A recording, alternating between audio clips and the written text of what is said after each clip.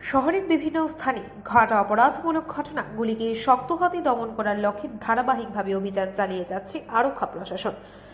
রবিবার রাতে তারই অঙ্গ হিসেবে সদর এসডিপিও এর নেতৃত্বে গঠিত একটি টিম বিভিন্ন স্থানে অভিযান চালায়। সড়ক অপরাধ প্রতিরোধ করতে এই দিনের অভিযান বলে জানান সদর এসডিপিও।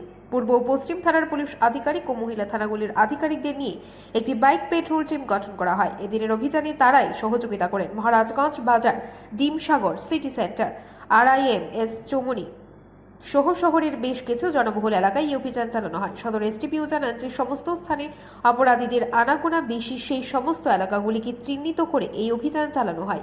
এতে সফলও আসে। মহারাজগঞ্জ বাজার থেকে 2 জনকে আটক করা হয়েছে। প্রচুর পরিমাণে দেশি মদ নষ্ট করেছে পুলিশ, বাজেয়াপ্ত করা হয়েছে মদ। আগামী দিনে ওরূপ অভিযান চালানো হবে আমতলী ও NCC থানা এলাকায়। একটা স্পেশাল অপারেশন গ্রুপ বানিয়েছিল, তো এটাকে ফির আজকে রিভাইভ করা হচ্ছে। বেসিক্যালি যে আমাদের কাছে যে ফৌজদারি সাব ইন্সপেক্টর আছে, তাছাড়া বাকি আমাদের পূর্ব থানা, পশ্চিম থানা আর উমেন পিএসের যে স্টাফ আছে, সবাইদের নিয়ে একটা বাইকার গ্রুপ করা হয়েছে। বেসিক্যালি আমাদের টার্গেট হচ্ছে যে স্ট্রিট ক্রাইমস যেটা হচ্ছে, স্ট্রিট ক্রাইমসটাকে প্রিভেন্ট করা।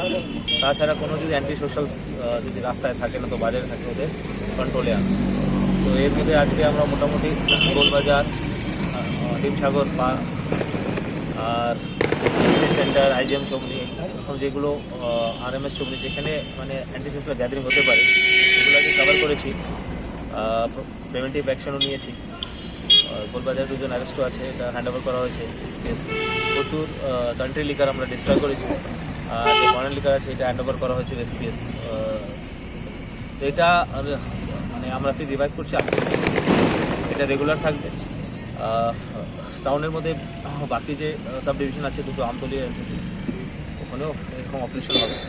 তো এটা রোটেশনে হবে। বেসিক্যালি আগরতলা সিটি যে স্ট্রিট ক্রাইমস যেটা আছে, রাস্তাঘাটে যে ক্রাইম, এটাকে প্রিভেন্ট করার জন্য করা হচ্ছে, পাবলিকের কনফিডেন্সকে বুস্ট করার জন্য করা হচ্ছে। আর যদি অ্যান্টি সোশ্যাল গ্যাদারিংগুলো আছে, স্পেশালি ড্রাগ পেডলার্সদের, ড্রাগ অ্যাবিউজারদের, এগুলোকে কন্ট্রোলে আনা।